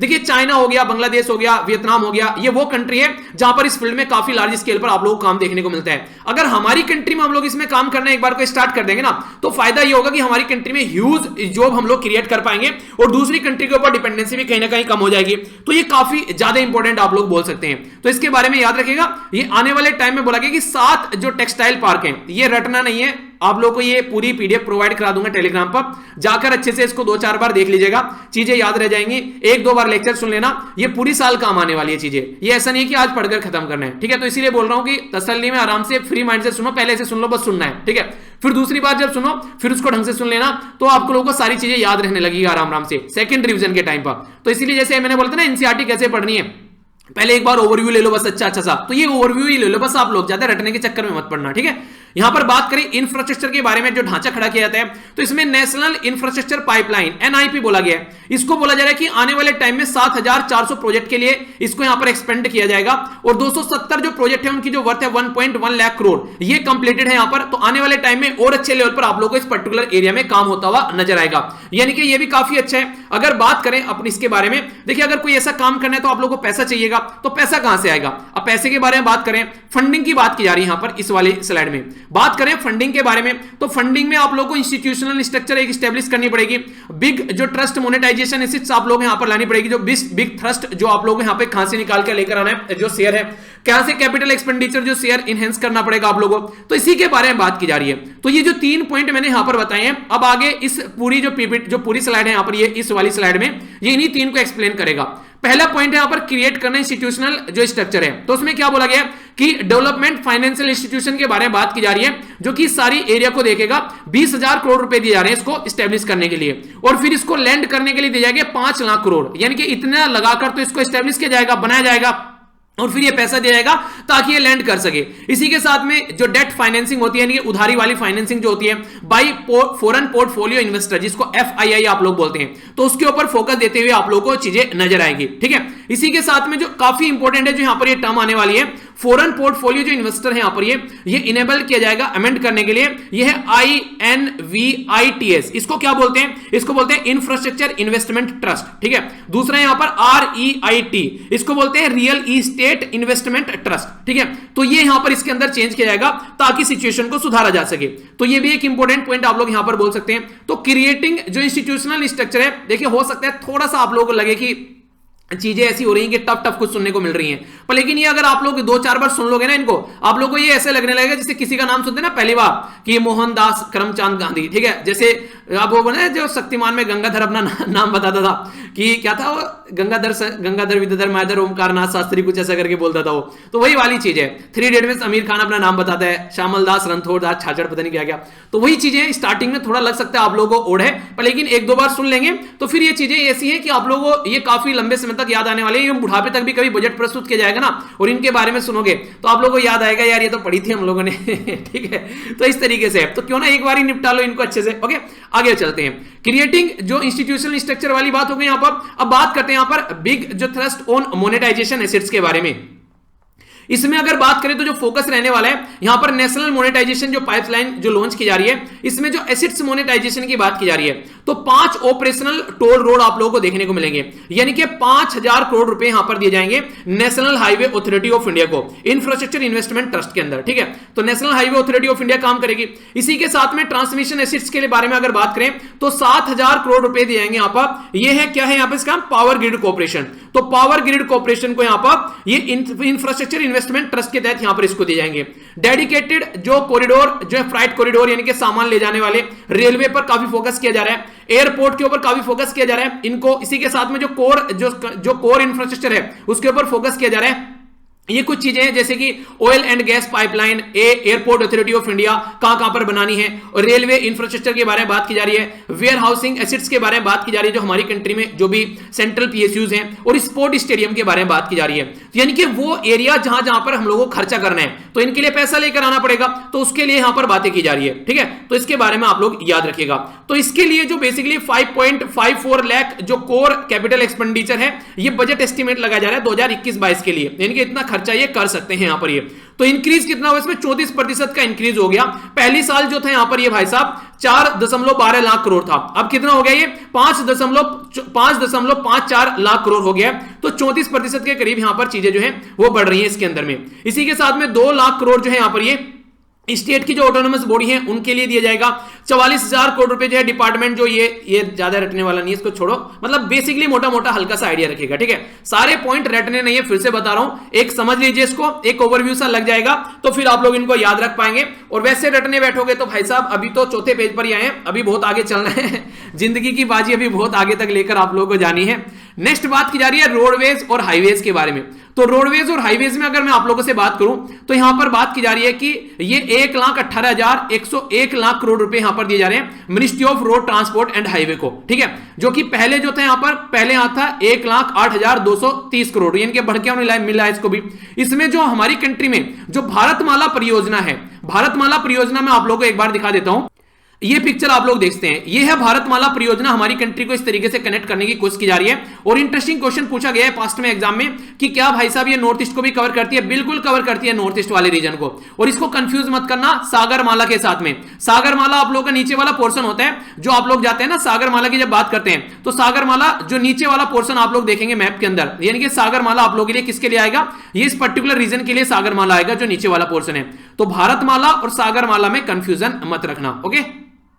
तो ये मेन पॉइंट हो गया। बाकी ये कहां पर कितना लगा दिया, कितना खर्च करने वाले और कब तक क्या करने वाले, तो मार्च 2022 तक कंप्लीट करने की बात की जा रही है, ठीक है। तो ये रटने वाला नहीं है, बस इतना याद रखिएगा कितना पैसा यहां पर मिला है भारतमाला के लिए। इकोनॉमिक कॉरिडोर के बारे में बात करें तो ये बात की जा रही है इकोनॉमिक कॉरिडोर के लिए तमिलनाडु को कितना मिला है, केरला को कितना मिला है, ठीक है, वेस्ट बंगाल को कितना मिला है। तो ये बेसिकली देखने को मिल रहा है आसाम को नेक्स्ट 3 ईयर में क्या क्या काम किया जाना है। तो ये भी कुछ ऐसा ही है। ये थोड़ा सा जो आगे बढ़ने वाला है, जो यहां पर इसके बारे में थोड़ा सा आप लोग ध्यान रखिएगा। ये क्या किया जा रहा है, एक्सप्रेस वे बनाए जा रहे हैं हमारी कंट्री में, ठीक है। जैसे दिल्ली मुंबई एक्सप्रेस हो गया, ठीक है, बंगाल जो यहां पर बेंगलुरु चेन्नई एक्सप्रेस वे हो गया, कानपुर लखनऊ एक्सप्रेस वे हो गया। इसी के साथ में दिल्ली देहरादून इकोनॉमिक कॉरिडोर हो गया, रायपुर विशाखापट्टनम वाला एरिया होगा, चेन्नई सेलम कॉरिडोर हो गया यहां पर, अमृतसर जो यहां पर जामनगर वाला एरिया हो गया। इसी के साथ में यहां पर दिल्ली कटरा वाला हो गया। तो इनकी टाइमलाइन दे रखी है कब कब यहां पर इसको बनाना है और कहां कहां तक यहां पर इसके लिए कितना बेसिकली यहां पर इसकी लेंथ है और कब तक इसको कंप्लीट करना है, कब इनिशिएटिव किया जा रहा है। तो ये सारी चीजें आप लोगों को यहां पर देखने को मिल रही है, ठीक है। तो ये भी रटने वाली नहीं है, पर पता तो होना चाहिए ना कि हो क्या रहा है देश के अंदर। किसी के साथ में बैठकर डिस्कशन भी कर सको तो उसको बता सको, लगे कि हाँ यार पढ़ने वाला बंदा है, ठीक है, टाइम पास नहीं करता है लड़का बैठ कर, और ये दोनों के लिए है, ठीक है। कभी बोलो कि लड़कियां बोलने लगती है सर लड़कों के बारे में बात करो, यानी कि सबके लिए है जो भी यहां पर आप लोग लेक्चर देख रहे हैं, ठीक है। तो यहां पर बात की जा रही है एडवांस जो ट्रैफिक मैनेजमेंट सिस्टम के बारे में। तो न्यू 4 और 6 लेन हाईवे बनाए जा रहे हैं, स्पीड जो रडार देखने को आप लोगों को मिलेगी, वेरिएबल जो मैसेज साइन बोर्ड आप लोगों को नजर आएंगे। अगर आप लोग कभी भी जैसे कि यहां पर ये दिल्ली के आसपास वाले रीजन में जो पेरिफेरल बने हुए हैं जो कि आप लोगों ने देखे होंगे, उस पर कई सारे साइन बोर्ड आप लोगों ने नॉर्मली देखे होंगे। और जीपीएस इनेबल्ड सिस्टम यहां पर इंस्टॉल किया जा रहा है, खासकर इसरो भी हमारी कंट्री में जो इंडियन स्पेस रिसर्च ऑर्गेनाइजेशन है ना, वो मिलकर यहां पर काम करती है। तो ये काफी इंपॉर्टेंट एरिया आप लोगों को देखने को मिलेगा, तो इसमें कोई कंफ्यूजन आप लोगों को नहीं होना चाहिए, ठीक है। तो ये मैंने किसके बारे में बात करी आप लोगों से, ये मैंने आप लोगों से बात कर ली यहां पर किसके बारे में, रोड एंड हाईवेज के बारे में। तो भाई साहब रेलवे थोड़ी ना छोड़ेंगे, तो रेलवे को रोड एंड हाईवेज से कम पैसा मिला है रेलवे को कितना मिला है यहां पर, रेलवे को मिला है यहां पर 1,10,055 करोड़ रुपए, ठीक है, जो कि पहले के कंपेयर में बढ़ा दिया गया है, ठीक है। तो ये कैपिटल एक्सपेंडिचर है जो यहां पर ये करने वाले हैं, तो ये रेलवे के बारे में है। अब रेलवे के बारे में कुछ इंटरेस्टिंग बातें जो आप लोग याद रख सकते हैं उनके बारे में बात कर लेते हैं, वो क्या क्या है। सबसे पहले तो हमारी कंट्री में नेशनल रेल प्लान फॉर 2030 के लिए बनाया जा रहा है, फ्यूचर रेडी रेलवे सिस्टम 2030। तो ये याद रखिएगा 2030 के लिए है यहां पर, जैसे सस्टेनेबल डेवलपमेंट गोल है ना 2030 के लिए, ऐसे ये है। इसमें सबसे इंटरेस्टिंग बात ये क्वेश्चन आप लोगों के लिए बन सकता है, हमारी कंट्री में 100% इलेक्ट्रिफिकेशन की बात की जा रही है, जो ब्रॉड गेज जो रेलवे रूट है दिसंबर 2023 तक, यानी कि दिसंबर 2023 तक याद रखना है, 2023 तक का सारी जो रोड है ब्रॉड गेज वाले उनको इलेक्ट्रीफाई करने की बात की जा रही है, यानी कि बिजली से ट्रेन चलेगी ताकि कोयले से जो चलने वाली ट्रेन है उनको खत्म किया जा सके, ठीक है। ये इंपॉर्टेंट पोर्शन है जो आप लोग याद रखिएगा। बाकी यहां पर ब्रॉड गेज जो रूट किलोमीटर इलेक्ट्रिफिकेशन ये तो कितना कितना कब किया जा रहा है वो है, ये याद नहीं करना है, ठीक है। तो इंपॉर्टेंट है यहां पर ये मेक इन इंडिया के तहत यहां पर ये काम करना है, 100% इलेक्ट्रिफिकेशन 2023 तक का इंपॉर्टेंट है यहां पर ये, ठीक है। इसी के साथ में अगर बात करें यहां पर ये एडिशनल इनिशिएटिव है, कई सारे छोटे छोटे जो यहां पर काम किया जा रहा है, ठीक है। तो इसके बारे में अगर थोड़ा सा आप लोग बात करिएगा तो यहां पर जो बेसिकली डेडिकेटेड फ्राइट कॉरिडोर ये वर्ड लिखा हुआ है, इसका मतलब क्या है, इसका मतलब है कि यहां पर ओनली सामान भेजा जाएगा एक जगह से दूसरी जगह पर, ठीक है। तो यहां पर जो सोनागर गोमह सेक्शन है यहां पर ये, तो इसको देखने को मिल रहा है ईस्टर्न जो डेडिकेटेड फ्राइट कॉरिडोर है, ठीक है। तो पब्लिक प्राइवेट पार्टनरशिप से काम किया जा रहा है, ये भी नहीं आप लोगों को याद रखना है, ठीक है। फ्यूचर के जो कुछ प्रोजेक्ट है इनके बारे में मैं आप लोगों से बात कर लेता हूं, जिसके बारे में हल्का सा आप लोग याद रखेगा। ये आप लोगों से क्वेश्चन पूछा जा सकता है, ये कॉरिडोर कहां से बन रहे हैं। तो ईस्ट जो कॉरिडोर है यहां पर ये खड़गपुर से विजयवाड़ा के लिए, खड़गपुर कहां पर है, वेस्ट बंगाल के लिए, और विजयवाड़ा कहां पर है, ये आंध्र प्रदेश के अंदर। तो खड़गपुर से विजयवाड़ा ये याद रखना इंपॉर्टेंट है। इसी के साथ में ये है यहां पर नेक्स्ट ईस्ट वेस्ट कॉरिडोर, पहला था यहां पर east corridor, east coast corridor, दूसरा यहां पर ईस्ट वेस्ट कॉरिडोर, यानी कि ईस्ट से वेस्ट में जाना है, ये याद रखना, ठीक है। तो यहां पर क्या है, यहां पर ये बात की जा रही है, ये है यहां पर भूसावल कहां पर है, ये है यहां पर महाराष्ट्र के अंदर, और जा रहा है खड़गपुर कहां पर है, खड़गपुर है वेस्ट बंगाल के अंदर। इसी के साथ में नेक्स्ट ये कहां तक जाना है, ये जाना है धनकुनी कहां पर है, वेस्ट बंगाल के। तो महाराष्ट्र वेस्ट बंगाल, और इसी के साथ में ये महाराष्ट्र से जो वेस्ट बंगाल के अंदर चीजें आप लोगों को देखती हुई नजर आएगी, यानी कि इसीलिए बोला गया ईस्ट वेस्ट, यानी कि ये महाराष्ट्र से लेकर और आप लोगों को वेस्ट बंगाल तक चीजें देखने को मिल रही है। नॉर्थ वेस्ट जो कॉरिडोर है यहां पर ये है यहां पर इतारसी, ठीक है। तो इतारसी से लेकर यहां पर विजयवाड़ा, इतारसी कहां पर है, मध्य प्रदेश के अंदर है, और विजयवाड़ा मैंने भी आप लोगों को बता दिया ये आंध्र प्रदेश के अंदर है। तो ये फ्यूचर के कॉरिडोर बनाने की बात की जा रही है, तो ये एक इंपॉर्टेंट पॉइंट आप लोग यहां पर बोल सकते हैं, ठीक है, जो कि इंटरेस्टिंग भी है। नेक्स्ट आप लोगों को ये पहले मैं पढ़ा चुका हूं, विस्टाडोम LBH ये कोच है हमारी कंट्री में, जो जिनको बोलते हैं लाइक होपमैन ब्रुच, जो जर्मनी के द्वारा यहां पर ये बेसिकली बनाए गए थे। तो हमारी कंट्री में इनको यूज किया जा रहा है आगे काफी अच्छे लेवल पर। हम कहां पर बनाते हैं इनको, तो याद रखना rail coach factory Kapurthala Punjab के अंदर है, जहां पर LBH कोच बनाए जाते हैं हमारी कंट्री में। रेल कोच फैक्ट्री कहां पर, कपूरथला पंजाब के अंदर, ठीक है। तो ये इंटरेस्टिंग पॉइंट है जो कि आप लोगों से क्वेश्चन की फॉर्म में पूछा जा सकता है। तो ये रेलवे वाला सिस्टम हमारा खत्म हो गया, रोडवे देख लिया, रेलवे देख लिया, इंफ्रास्ट्रक्चर की कैटेगरी में। आइए अब शहरों में यानी कि अर्बन वाले एरिया में क्या क्या खर्च करने वाले हैं उनके बारे में थोड़ी बात कर लेते हैं। अर्बन इंफ्रास्ट्रक्चर के बारे में अगर बात करूं आप लोगों से, तो यहां पर मेट्रो के बारे में बात की जा रही है। धड़ल्ले से मेट्रो बनेगी भाई साहब, बहुत सारी मेट्रो बनाई जा रही है। 18,000 करोड़ रुपए जो दिए जा रहे हैं यहां पर, ये पब्लिक प्राइवेट इनिशिएटिव के तहत यहां पर दिए जा रहे हैं, जिसके चलते 20,000 के करीब बसेस भी चलाई जाएंगी। इसी के साथ में जो मेट्रो लाइट और मेट्रो नियो चलाई जाएंगी, जो कि काफी इंटरेस्टिंग आप लोग को आने वाले टाइम में देखने को मिलेंगी चीजें। ये कुछ ऐसा आप लोगों को यहां पर देखने को मिलेगा। जैसे छोटी छोटी सी जो मेट्रो चलाई जाती है, अब तो बड़ी बड़ी आप लोगों को देखने को मिलती है, बस नुमा आकृति में 2-3 बस को एक साथ जोड़ दो, तो इस तरीके की आप लोगों को ये स्ट्रक्चर देखने को मिलेगी। एसी के इलेक्ट्रिक जो कोचेज आप लोगों को इसके अंदर देखने को मिलेंगे, रबर के टायर देखने को मिलेंगे, ये एलिवेटेड ट्रैक पर भी आप लोगों को देखने को मिलेगी, स्मॉल और छोटे छोटे स्टेशन नजर आएंगे, ताकि जहां पर ज्यादा जगह ना है ना, मेट्रो के स्टेशन तो बनाने के लिए आप लोगों को ज्यादा जगह चाहिए, ये ऐसे छोटे छोटे एरिया में भी आप लोग काम कर सके। ठीक है, ट्रेन जो है मैक्सिमम ये 60 किलोमीटर पर आवर की स्पीड से चल सकती है, 40 से जो 50% चीपर रहेंगी मेट्रो से काफी सस्ती रहेगी, क्योंकि छोटे छोटे एरिया में काम देखने को मिल रहा है। अब मेट्रो में तो आप लोगों को ह्यूज काम करना पड़ता है, तो ऐसे इसको अंडरस्टैंड कर सकते हैं। नेक्स्ट कुछ और मेट्रो की बात की जा रही है, कोच्चि मेट्रो के बारे में बात की जा रही है, इसी के साथ में चेन्नई मेट्रो के बारे में बात की जा रही है, बेंगलुरु मेट्रो के बारे में बात की जा रही है। तो ये मेट्रो जगह जगह बनाई जा रही है हमारी कंट्री में, तो उनके लिए कहां कहां पर कितना कितना पैसा दिया जा रहा है, तो ये उसके लिए है यहां पर ये। ठीक है, इसी के साथ में आगे आप लोगों को देखने को मिलेगा ये नागपुर मेट्रो के बारे में बात की जा रही है, तो ये इंपॉर्टेंट नहीं है। अगर इस एरिया से आप लोग आते हैं, कोच्चि नागपुर इन सबसे, तो आप लोग थोड़ा सा याद रख सकते हैं, हालांकि मुझे नहीं लगता ये कोई क्वेश्चन पूछेगा इनसे रिलेटेड। ठीक है, आगे बात करते हैं जो इंपॉर्टेंट क्वेश्चन आप लोगों से बनेगा इसमें, पावर इंफ्रास्ट्रक्चर, यानी कि जो इलेक्ट्रिसिटी वगैरह है, बिजली वगैरह है, उसके बारे में बात की जा रही है। तो इसके लिए 179 गीगावाट की बात की जा रही है, और 1.41 लाख जो यहां पर सर्किट किलोमीटर आप लोगों को देखने को मिलेंगे, 2.8 लाख हाउस होल्ड तक इसको पहुंचाया जाएगा आने वाले 6 साल में। टारगेट बढ़ा है, देखते हैं कैसे पहुंचा पाते हैं। ठीक है तो इसके लिए 3,05,984 करोड़ रुपए दिए जा रहे हैं 5 साल के लिए। और इंपॉर्टेंट जो याद रखने लायक चीज है वो है ये नेशनल हाइड्रोजन एनर्जी मिशन। हमारी कंट्री में नेशनल हाइड्रोजन एनर्जी मिशन के बारे में बात की जा रही है, ताकि जो एनर्जी है उसको क्लीन एनर्जी में हम लोग कन्वर्ट कर सकें, कोयले वगैरह जैसी चीजों से, पेट्रोल डीजल इनसे हटकर हम लोग हाइड्रोजन को यूज कर सकें, जो कि काफी इंपॉर्टेंट एक तरीके से पोल्यूशन फ्री एनर्जी आप लोग बोल सकते हैं। ठीक है, तो इसके बारे में बात की जा रही है। नेक्स्ट पोर्ट, शिपिंग और वाटरवेज के बारे में बात करें इंफ्रास्ट्रक्चर वाली कैटेगरीज में, तो यहां पर जो बात की जा रही है, जो इंटरेस्टिंग चीज है जानने लायक, उसके बारे में मैं आप लोगों से बात करूंगा। ये बात की जा रही है क्या क्या इसके बारे में। सबसे पहले तो ये पब्लिक प्राइवेट मोड पर काम करने वाले हैं, यानी कि ऐसा नहीं कि गवर्नमेंट अपना सर खपाएगी, तो दोनों को मिलकर काम चलेगी। दूसरा जो इंपॉर्टेंट है, डबल करने की बात की जा रही है रिसाइकलिंग कैपेसिटी, जो रिसाइकलिंग किया जाएगा उसको डबल किया जा रहा है। 4.5 मिलियन लाइट डिस्प्लेसमेंट टन आप लोगों को देखने को मिलेगा 2024 तक। तो क्वेश्चन क्या याद करने लायक कि डबल कैपेसिटी की जाएगी रिसाइकलिंग की, कब तक, 2024 तक, और इससे 1.5 लाख एडिशनल जॉब क्रिएट होंगी। तो ये इंपॉर्टेंट पॉइंट है इसके अंदर, जो पोर्ट शिपिंग वाटरवेज वाली कैटेगरी में। ठीक है, यानी कि 2024 तक इसको डबल किया जाएगा। छोटी सी बात है, कोई बड़ी तो है नहीं। ठीक है, तो हल्का सा आइडिया रखिएगा इसके बारे में। जब ये पीडीएफ आप लोग डाउनलोड करोगे ना, तो ये जो मैं आप लोगों को पढ़ा रहा हूं, इसको डाउनलोड कर पीडीएफ को, उसको पीडीएफ को हाथ में लेके बैठना, और फिर बस उसी को अंडरलाइन कर लेना। नोट्स बनाने नहीं बैठना है, पूरी पीडीएफ आप लोगों को मिल जाएगी। पीडीएफ का प्रिंट आउट निकाल लेना, और उसके ऊपर आप लोग अंडरलाइन कर लेना, जो जो पॉइंट मैं बोल रहा हूं, वीडियो देखते देखते उसको अंडरलाइन करते रहना। ठीक है, तो फिर आप लोग आसानी से इसको कवर कर पाओगे।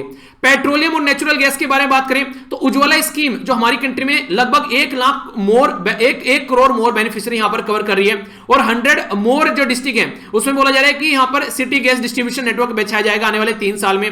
और इंपॉर्टेंट बात यहां पर है, new gas pipeline Jammu and Kashmir के लिए बोली गई है, तो ये इंपॉर्टेंट क्वेश्चन बन सकता है। ठीक है, गैस ट्रांसपोर्ट सिस्टम ऑपरेटर आप लोगों को देखने को मिलेगा, ताकि चीजों को ढंग से सही डायरेक्शन में सही तरीके से प्रोवाइड कराया जा सके। ठीक है, ये नेक्स्ट जो बात की जा रही है यहां पर, ये फाइनेंशियल कैपिटल के बारे में बात की जा रही है। तो सिक्योरिटी मार्केट कोड को इवॉल्व करने की बात की जा रही है, ताकि उल्टी सीधी हरकतें न देखने को मिले। ठीक है, तो गुजरात जो इंटरनेशनल जो सिटी है यहां पर, ये वाली, इसके ऊपर भी फोकस देने की बात की जा रही है। तो ये बेसिकली जो फाइनेंशियल सेक्टर है उसको कैसे इनहेंस करना है, उसके बारे में आप लोग बेसिकली बोल सकते हैं। ठीक है, तो इसके बारे में बात की जा रही है। और हमारी कंट्री में जो रेगुलेट करता है, कौन करता है इन सारे एरिया को, तो ये करता है security and exchange board of India. ठीक है, तो रेगुलेटेड गोल्ड एक्सचेंज जो security and exchange board of India है, तो इसके बारे में बात की जा रही है। इसको हल्का सा आइडिया रखिएगा, ये हमारी कंट्री में सारी चीजें रेगुलेट करने का काम करती है। इंपॉर्टेंट बात यहां पर ये है कि कैपिटल लगभग 1000 crore solar energy corporation of India को मिलेगा, और 1500 करोड़ रुपए Indian renewable energy development agency को मिलेगा। तो ये इंपॉर्टेंट पॉइंट है, क्योंकि हमारी कंट्री में जो सोलर एनर्जी और रिन्यूएबल एनर्जी के ऊपर काम करने वाली बॉडी है। ठीक है, यहां से क्वेश्चन आप लोगों के लिए बन सकता है। इसी के साथ में अगर आगे चलूं आप लोगों से, जो बात की जा रही है एफडीआई, फॉरेन डायरेक्ट इन्वेस्टमेंट और इंश्योरेंस सेक्टर के बारे में बात की जा रही है। सबसे इंटरेस्टिंग बात क्वेश्चन बन सकता है कि एफडीआई की जो लिमिट है 49 से बढ़ाकर 74 कर दी गई है, ये परमिसेबल जो इंक्रीज कर दी गई है। फॉरेन ओनर और कंट्रोल भी आप लोगों को देखने को मिलेगा। मैंने आप लोगों को पढ़ाया था कि इन्वेस्टमेंट, वो डिसइन्वेस्टमेंट और प्राइवेटाइजेशन में क्या डिफरेंस है। जब तक हमारे हाथ में आप लोगों को जो शेयर है उसके 50% या फिर उससे ज्यादा हमारे हाथ में रहेंगे, यानी कि जब तक हमारे हाथ में 51% शेयर है तब तक हम उसके ओनर है, डिसइन्वेस्टमेंट बोला जाएगा।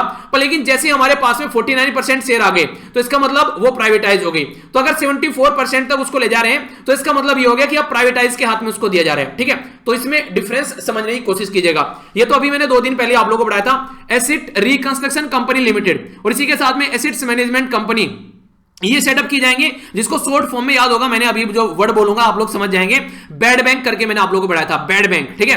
तो बेड बैंक की बात की जा रही है, रिकैपिटलाइज किया जा रहा है जो पब्लिक सेक्टर जो बैंक है उनको 20,000 करोड़ रुपए दिए जाएंगे 2021-22 में भी, ताकि उनकी हालत न बिगड़े। तो ये भी क्वेश्चन बनता है, अगर आप लोग बैंकिंग की तैयारी कर रहे हैं तो ये क्वेश्चन आप लोगों के लिए इंपॉर्टेंट यहां पर हो जाता है, ठीक है। नेक्स्ट जो डिपॉजिट इंश्योरेंस के बारे में बात करें तो amendment to the DICGC act 1961, ये क्या है, deposit insurance and credit guarantee, ये बेसिकली कॉर्पोरेशन है जिसके बारे में बात की जा रही है। तो यानी कि यहाँ पर किसी बैंक में आप लोग कोई डिपॉजिट करते हैं, पता चला बैंक लूट गया, तो आप लोगों की कोई ना कोई गारंटी देने वाला होना चाहिए ना, तो उसके बारे में बात की जा रही है, ओके।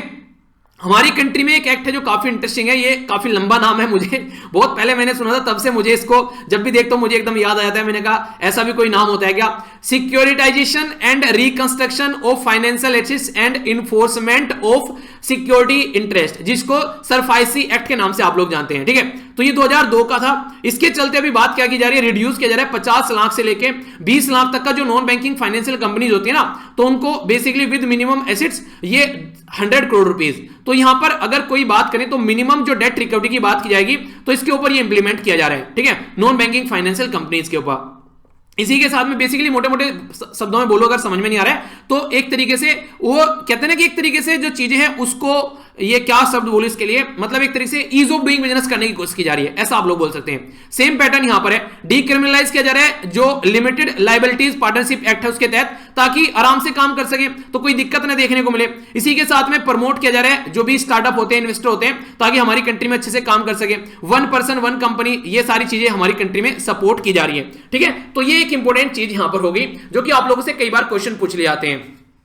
इसके अंदर जो इंपॉर्टेंट चीजें यहां पर ये नेक्स्ट वाले इसमें ये है, यहां पर ये एनसीएलटी को बोलते हैं basically national company law tribunal, इसको स्ट्रेंथन किया जाएगा, ई कोर्ट को स्ट्रेंथन किया जाएगा, ताकि कल को अगर कंपनी के कोई केस पड़ते हैं यहां पर उनको सुधारा जा सके, ठीक है। और इसी के साथ में ये 182 डे से हटाकर इसको 120 डे कर दिया गया, ताकि जो सिचुएशन है उसको आसानी से हम लोग कंट्रोल कर सकें। तो इसके बारे में भी आप लोग याद रखिएगा, यानी कि कहने का मतलब यहां पर ये कि जो बात करें ना 1 पर्सन 1 कंपनी वाली मैंने बात की है, तो इसमें अगर रिड्यूस करना है रेजिडेंसी लिमिटेड जो है बेसिकली कि कितने दिन तक रहकर आप लोग कंपनी स्टेब्लिश कर सकते हैं, तो 120 डे कर दिया कि रहकर भी आप लोग कंपनी स्टेब्लिश कर सकते हैं। तो ये छूट दी गई है ताकि आसानी से कंपनी बना लो, तो कंपनी बनाओगे तो जॉब मिलेगी, तो वो फंडा चल रहा है बेसिकली, ठीक है। इसी के साथ में ऑल्टरनेटिव मेथड लाने की कोशिश की जाती है, डेथ रिजोल्यूशन, जो उधारी है उसको कैसे रिजोल्व करना है, खासकर micro small and medium enterprise के अंदर में, तो ये फोकस आप लोग देखते हैं। MCA 21 ये कई बार पूछ लिया जाता है, इसको बोलते हैं ministry of corporate affair, e governance की बात की जा रही है, जो 21st सेंचुरी का वर्जन है। तो वर्जन 3 आप लोगों को देखने को मिलेगा, जो कि आर्टिफिशियल इंटेलिजेंस, मशीन लर्निंग, इन सब चीजों के ऊपर बात करने वाला है, ठीक है। तो ये कुछ चीजें हैं जो कि इंटरेस्टिंग है। मैंने बोला है कि पॉइंट एक नहीं छोड़ूंगा, थोड़ा सा बस सांस बनाए रखना आप लोग, ठीक है। लेक्चर थोड़ा सा लेंथी हो रहा है मुझे पता है, पर लेकिन देखिए सारी चीजें कवर करने में यार इतना तो बनता है फिर, वरना फिर 2-4 चीजें आप लोगों को बता के छोड़ देता, काम चल जाता, आप लोग बोलते हैं ठीक है, आप लोग भी खुश हो जाते, तो वो वाला काम नहीं कर रहा हूं, ठीक है। डिसइन्वेस्टमेंट और स्ट्रेटेजिक सेल के बारे में बात करें, ये तो 2 दिन से मैं अभी डिस्कस कर रहा हूं, जो हमारी नैनो मैगजीन यानी कि PIB वाली वीडियो आती है, उसमें हम लोगों ने बात की थी कि डिसइन्वेस्टमेंट हमारी कंट्री में 2 लाख करोड़ का बोला गया था गवर्नमेंट के द्वारा, पर लेकिन 17,000 करोड़ मिले, ओनली 3% कवर किया गया है। अब की बार का जो टारगेट है ये 1.75 लाख करोड़ है, यानी कि सुधर गए, अब थोड़ा घटा दिया है, ठीक है। तो बजट एस्टिमेट में यहां पर आप लोग देखते हैं क्या क्या किया जा रहा है, BPCL, एयर इंडिया, ये सारे बेचे जाएंगे, इनमें से जोन से डूबने वाले हैं, पवन हंस हो गया, ये सारी चीजें जो है आप लोगों को देखने को मिल रही हैं, ये सारे को स्ट्रेटेजिक डिसइन्वेस्टमेंट इसमें किया जाएगा। IDBI bank, 2 public sector bank और इसी के साथ में 1 जनरल इंश्योरेंस कंपनी, उसको प्राइवेटाइज किया जाएगा। यानी कि ये जो बोले गए ना ऊपर वाले, ये तो सारे डिसइन्वेस्टमेंट किया जाएगा, यानी कि फिर भी गवर्नमेंट के हाथ में ही जो मेजोरिटी शेयर रहेंगे, ताकि ये डिसीजन ले सके। पर लेकिन ये जो IDBI ये सब चीजें हैं, इनको प्राइवेटाइज किया जाएगा, यानी कि 50% से ज्यादा दूसरों को बेचा जाएगा। ये इंपॉर्टेंट है भाई साहब, इसको याद रखना। बात की जा रही है IPO, यानी कि इनिशियल पब्लिक ऑफरिंग ली जा रही है, जो LIC नहीं है, LIC पॉलिसी वाली कंपनी, उसके लिए, तो ये काफी इंपॉर्टेंट है। तो इसके लिए न्यू आप लोगों को यहां पर प्रॉपर पैटर्न देखने को मिलेगा। और नीति आयोग को भी बोला गया काम करो भाई साहब, कहां से पैसे हम लोग लाकर ला सकते हैं, स्पेशल पर्पज व्हीकल बनाओ, ताकि चीजें आसानी से हम लोग कंट्रोल कर सकें और टाइमली मैनर में चीजों को हम लोग सुधार सकें, ठीक है। इसके बारे में बात की जा रही है। नेक्स्ट यहां पर यही है कि ट्रेजरी सिंगल अकाउंट से रिलेटेड यहां पर ऑटोनोमस बॉडी बनाई जाएगी, यूनिवर्सल एप्लीकेशन के लिए सेपरेट अरे, ये ईज ऑफ डूइंग बिजनेस की बात है बेसिकली, ठीक है। नेक्स्ट जो आप लोगों के सामने आ गया ये है हमारा तीसरा, अभी दूसरा खत्म हो गया है, ठीक है। अब तीसरा यहां पर ये बात किसके बारे में बात की जा रही है, इंक्लूसिव डेवलपमेंट फॉर एस्पायरेशनल जो इंडिया है। तो इसमें कोई ज्यादा पॉइंट नहीं है, थोड़े ही पॉइंट है, कुछ कवर करेंगे। एग्रीकल्चर के बारे में बात की जा रही है तो मिनिमम सपोर्ट प्राइस को बोला जा रहा है कि 1.5 टाइम्स यहां पर कवर किया जाएगा और इसी के ऊपर पूरा जो किसान है वो रोला कर रहे हैं, तो इसी के बारे में बात की जा रही है। व्हीट, राइस और पल्सेस को भी बढ़ा दिया गया है, तो ये कुछ डेटा है। अब की बार सबसे ज्यादा यहां पर डेटा आप लोगों को देखने को मिलेगा, जो देखने को मिल रहा है यहां पर, ठीक है। तो रटना नहीं है, हल्का सा आइडिया रख सकते हैं। इसके बारे में स्वामित्व स्कीम के बारे में यहां पर बात की जा रही है, ठीक है। तो ये थोड़ा सा आप लोग याद रखिएगा, स्वामित्व स्कीम जो है हमारी कंट्री में, ये इसके लिए बात की जा रही है कि ऑल स्टेट जो यूनियन टेरिटरी है उसको बढ़ाया जाए, उसको ये बेसिकली एक्सटेंड की जाएगी। स्वामित्व का मतलब लैंड रिकॉर्ड से आप लोग बोल सकते हैं इसको, ठीक है, लैंड रिकॉर्ड की बात की जा रही है। इसी के साथ में एग्रीकल्चर के लिए जो क्रेडिट दिया जा रहा है ये भी यहां पर अभी आप लोगों को देखने को मिलेगा, जो इनहेंस किया गया 6.5 लाख करोड़ से 16 सॉरी, ठीक है।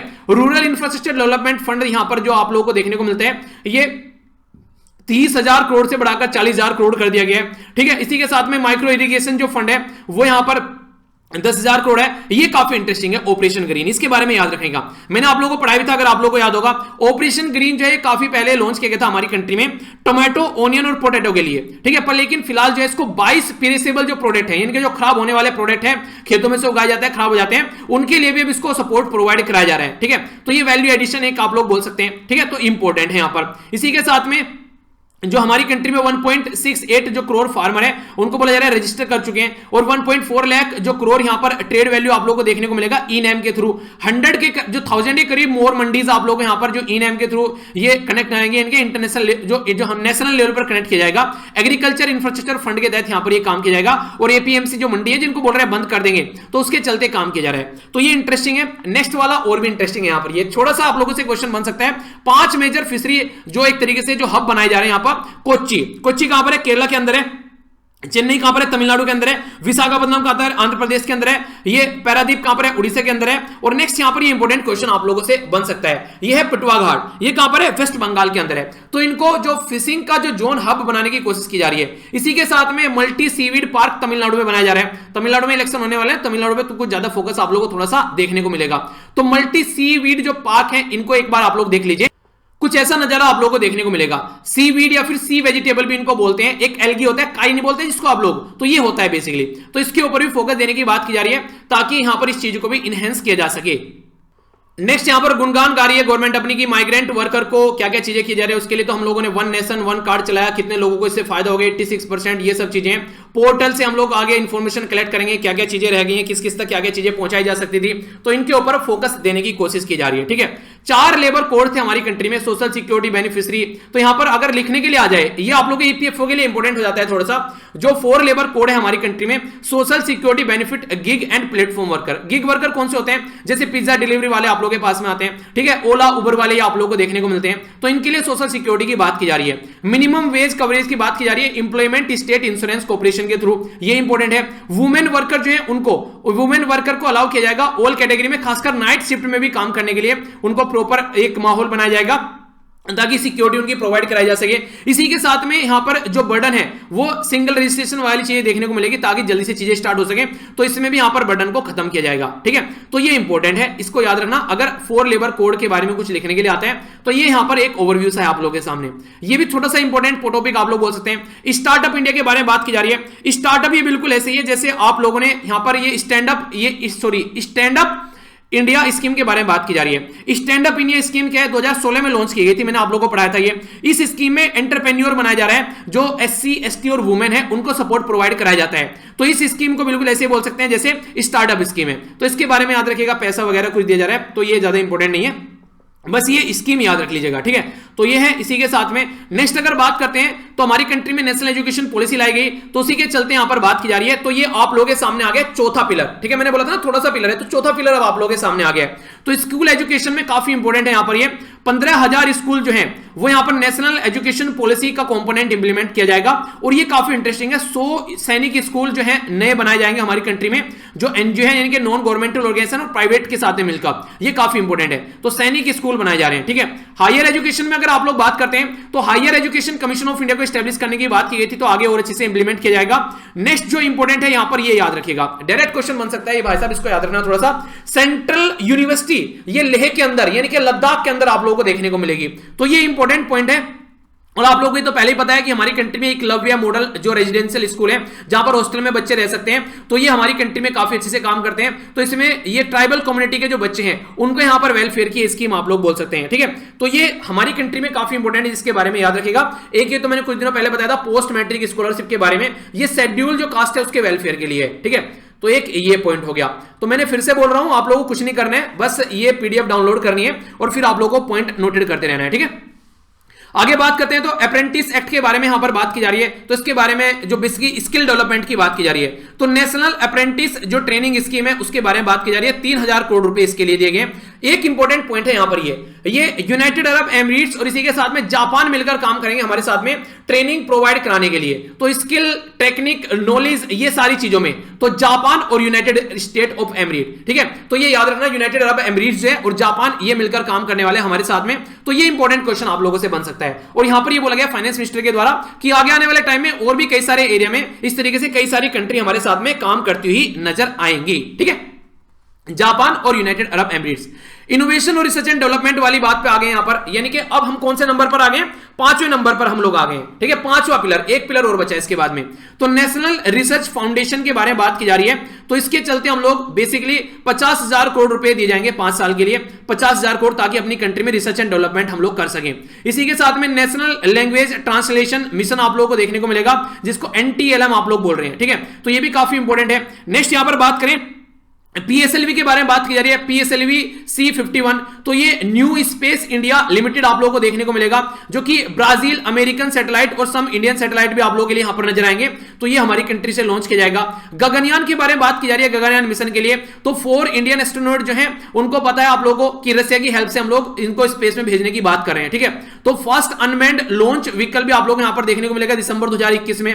इसी के साथ में डीप ओशियन मिशन के लिए यहां पर जो बात की जा रही है, तो इसके लिए यहां पर 4000 करोड़ रुपए दिए जा रहे हैं, ठीक है। बाकी जो ऊपर वाला जो यहां पर है, तो ये यहां पर लोग देखते हैं कि इसके लिए 1500 करोड़ रुपए यहां पर देखने को मिल रहे हैं, ठीक है। तो ये कुछ चीजें हैं जो आप लोग याद रखिएगा। यहां पर ब्राजील के सैटेलाइट वगैरह हम लोग देखने को मिलेंगे और यहां पर रशिया की हेल्प से हम लोग यहां पर गगनयान मिशन लॉन्च कर रहे हैं। तो ये तो डायरेक्ट क्वेश्चन आप लोगों से बन जाते हैं, तो इसके बारे में आप लोग याद रख सकते हैं, ठीक है। अब है आप लोगों के सामने लास्ट पिलर, जो मिनिमम गवर्नमेंट और मैक्सिमम गवर्नेंस की बात की जा रही है। तो यहां पर क्या क्या बातें हैं? यहां पर नेशनल कमीशन फॉर अलाइड जो हेल्थ प्रोफेशनल है उसके बारे में बात की जा रही है, ताकि जो हेल्थ जो है उसमें हम लोग मिलकर काम कर सकें, ठीक है। हेल्थ केयर सिस्टम को हम लोग अच्छे से इंप्रूव कर सकें, तो उसके बारे में बात की जा रही है। तो ये थोड़ा सा इसके बारे में आप लोग याद रखिएगा।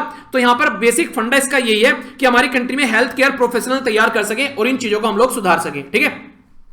इसके बारे में अगर बात करें तो नेशनल नर्सिंग और मिडवाइफ कमीशन बिल लाया जाएगा हमारी कंट्री में, ये बोला गया गवर्नमेंट के द्वारा।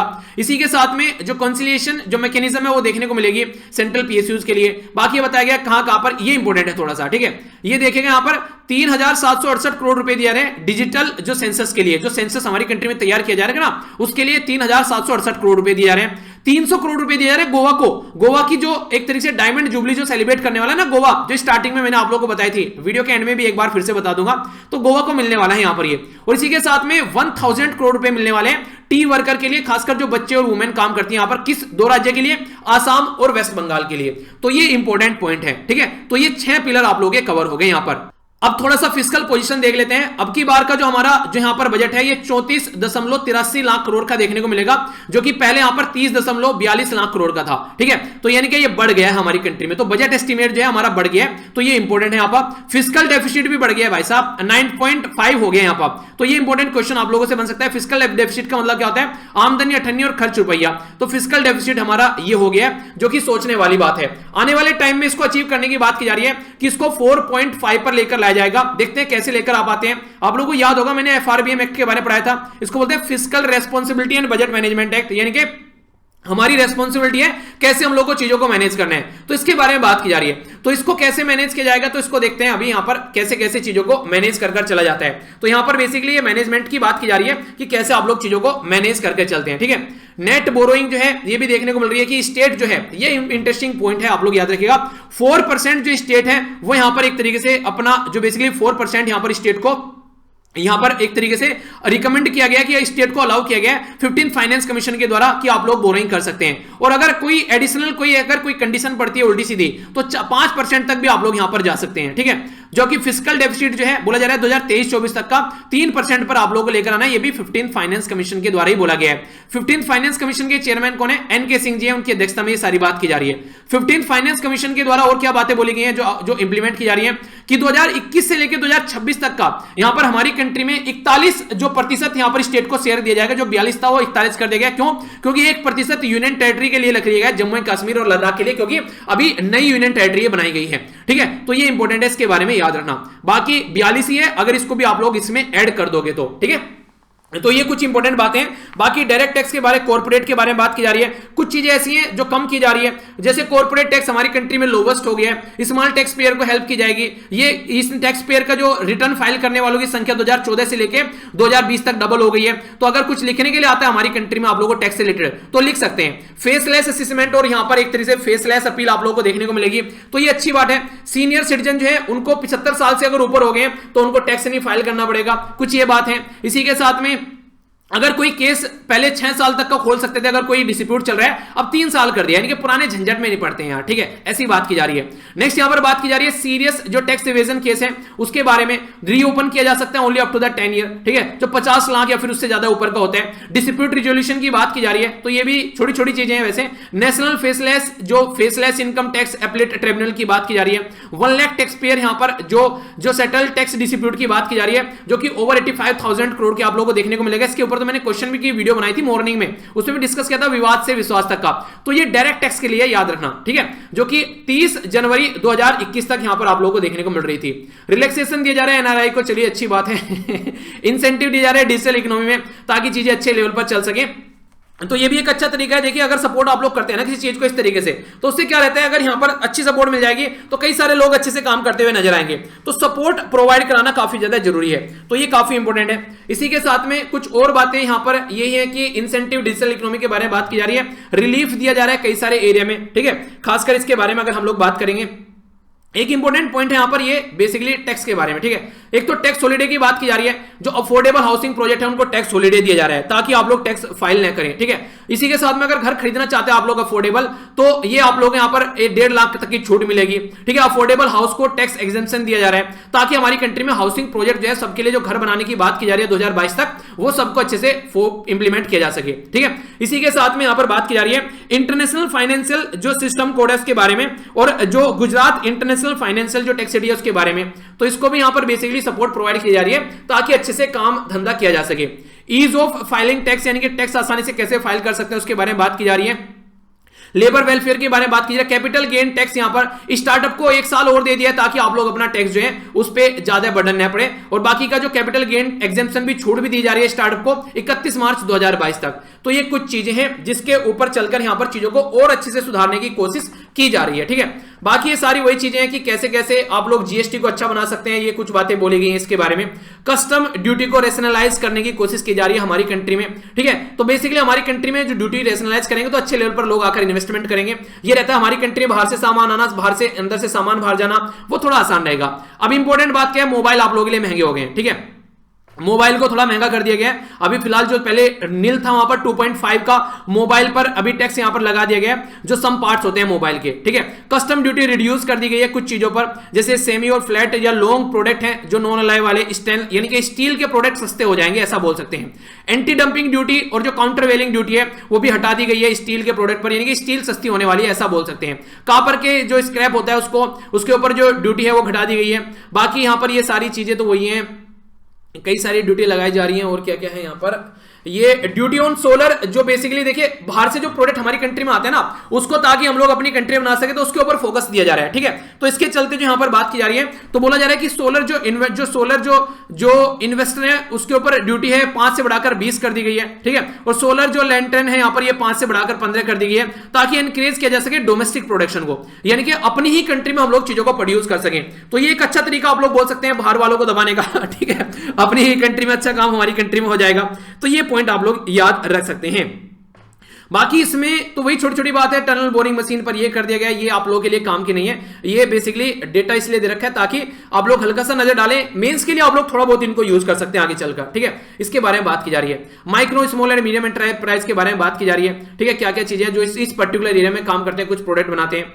एग्रीकल्चर जो प्रोडक्ट है यहां पर जो कस्टम ड्यूटी बात की जा रही है कॉटन पर इंक्रीज कर दी गई है, ठीक है, ताकि देखिए बेसिकली कस्टम ड्यूटी बढ़ाने का मतलब क्या होता है, अगर कस्टम ड्यूटी बढ़ जाती है किसी पर्टिकुलर प्रोडक्ट के ऊपर तो उसका देश से बाहर जाना और देश के अंदर आना चीजें जो है वो थोड़ी टफ हो जाती है, तो इंक्रीज कर दी गई है यहां पर, जो नील थी उसको 10 कर दिया गया है, रो सिल्क के ऊपर भी इंक्रीज कर दी गई 10 से 15। एग्रीकल्चर जो इंफ्रास्ट्रक्चर डेवलपमेंट जो सेस है वो यहां पर देखने को मिल रहा है, इसके ऊपर उसके बारे में बात की जा रही है। इसी के साथ में पेपरलेस, फेसलेस, इन सब चीजों की बात की जाए ताकि कोई फालतू की चीजें देखने को न मिले।